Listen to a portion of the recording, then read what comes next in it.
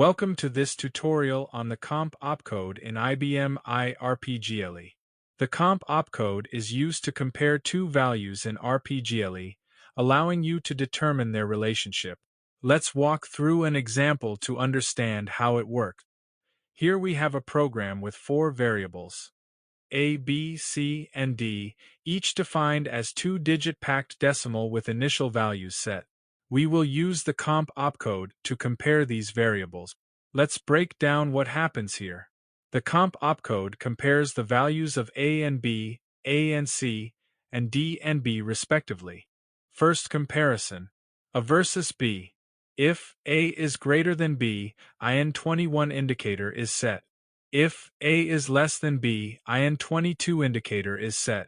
If A equals B, IN23 indicator is set.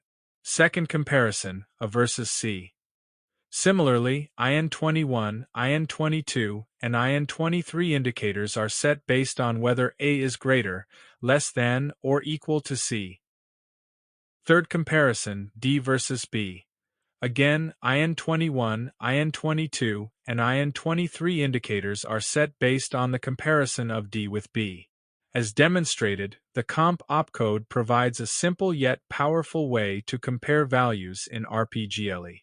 It sets indicators based on whether one value is greater than, less than, or equal to another, allowing you to easily control program flow based on these comparisons.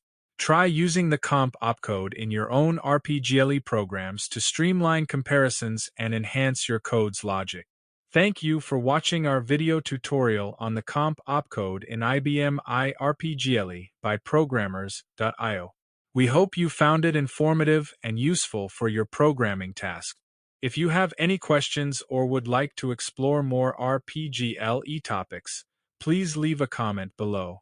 Don't forget to like, share, and subscribe for more IBM iRPGLE programming insight. Happy coding!